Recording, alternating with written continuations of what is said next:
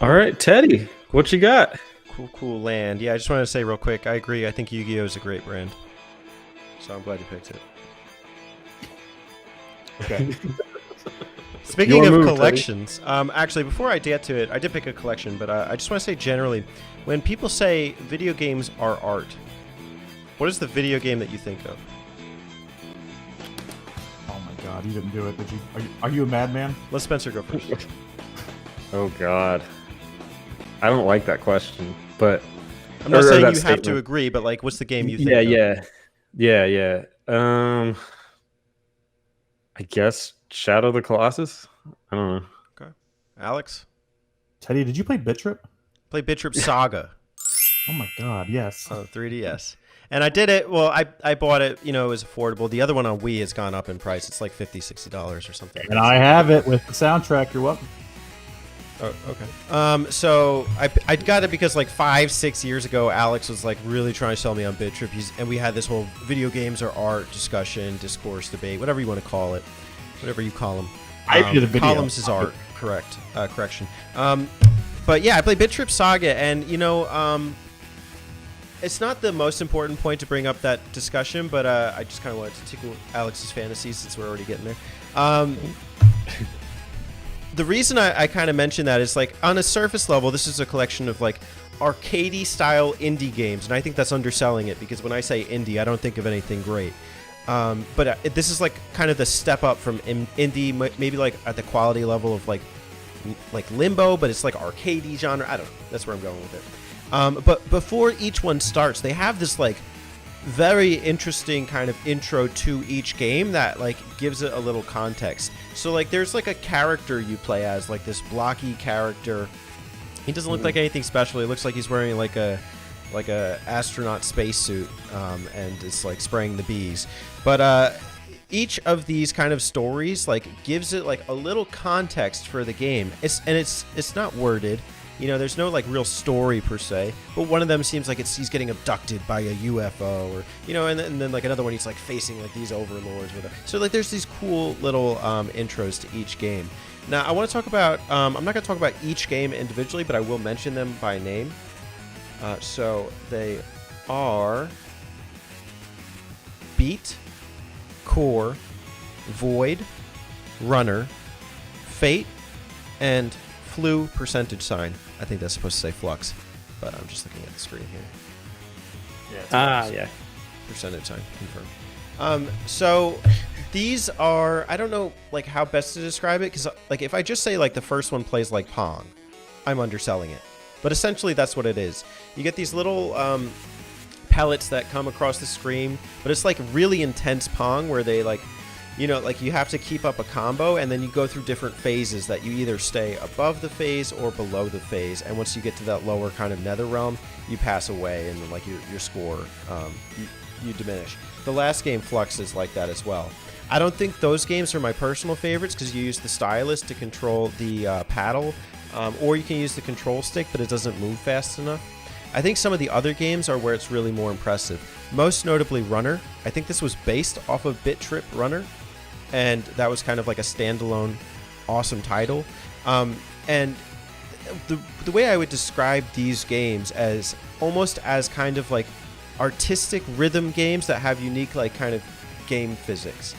Runner's just like that because, you know, as you run, you either avoid obstacles or you pick up plus signs or like pieces of gold that are like bonus points. And every time you get one, you hear like a unique sound, and it like goes along with like this kind of like, it starts off at like a very non like audible kind of like sound, or like just very low, and then it becomes like a song or a soundtrack by the end of the stage. Alex, do you think I'm doing a good job describing that? Yeah, that's a pretty good way of putting it. Like each thing you pick up, each piece of gold or whatever, yeah, does add to the overall soundtrack and stuff. Kind of adds to the reward. It definitely is rewarding. It feels very satisfying by the time that you complete a stage. Technically, I mean, Bit.Trip Runner, you could say, is mappable in its own right because like there's like 3 sets of levels and each one is like pretty unique. I think it controls the best. It's arguably the best of this collection. The other ones feel like more simple games. Like I think Void is like where you play as like a black dot that just like gets bigger as you collect and absorb other black dots, and then you just release when you see like other things that could destroy you coming across the screen. There's another one, Core, that's kind of rhythm based, and you have to like tap like up, down, left, right, depending on where the pellets go. And Fate, I think, is probably the second best game here, where you play as like the main guy, and it's like a spaceship shooter where you control the direction of the shots, and also you can move him back and forth on kind of like these waveforms. It's very limited, it's very restricted, but it's very interesting, and it's a fun experience. There's levels to it. And yeah, just very unique, interesting compilation. Arguably one of the strongest arcade titles on the console. And I enjoyed it for what it was. His name's Commander Video. You're welcome. I fucking love Bit.Trip. I did a video back in 2016, I think, where I went through the overall like the plot of each title and kind of talked about like the themes of like what was happening. One of the things that like I kind of like showed off and like what really stuck with me. There's this scene in Bit.Trip Fate, which is a literal on-rail shooter. You're stuck on a rail, where he kind of his ego becomes too big, and he has other friends in that game, including Meat Boy. He's there, and there's a scene where the other characters ditch him, and towards the end. And the way that they represent this is that each character, is pretty simple whenever you look at their designs. So what they did was they took like a little black line for video. Then they had like Meat Boy was a square, like a red square, and then they had like the other characters just shapes, and they somehow made a whole cutscene out of that, just having these little shapes move around with like no distinguishing features, and it's still and they were still able to tell the story that they were wanting to tell just by doing that. And it was crazy. Is this in Saga or in the Wii version? It's in Fate. Oh, so it is in Fate, which is in Saga. Yeah. Okay. Yeah. There's a part in Fate, and also I wanted to add, you can get this collection also on PS4 digitally. And then the Runner games went on to have sequels with Runner 2, Future Legend of Rhythm Alien, best title ever, and Runner 3. So that also series a great title. Yeah, not as cool as Future Legend of Rhythm Alien. But still cool. Runner 3. Yeah, it's Runner 3. But I just wanted to add that I absolutely love Bit.Trip, and those games are art. They're fantastic. It had like kind of a Color Zen feel to it. I don't know if you guys played that, like the one where you just drag the shapes, but obviously more, realized. Yeah, they're almost like Atari games in a sense. Yeah.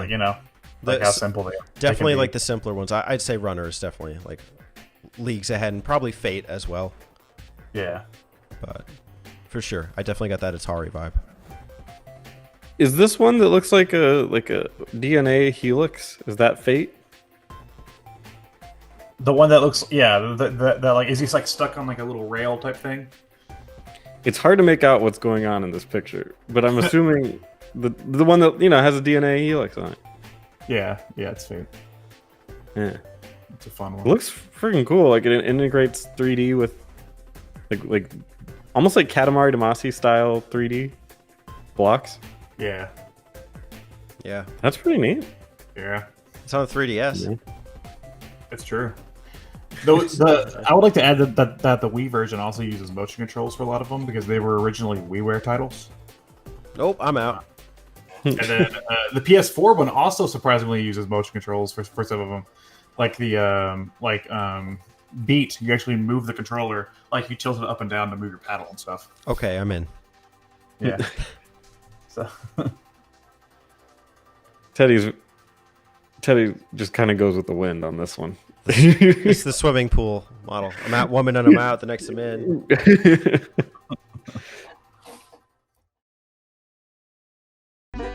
Hey y'all, don't forget to subscribe to them button mappers.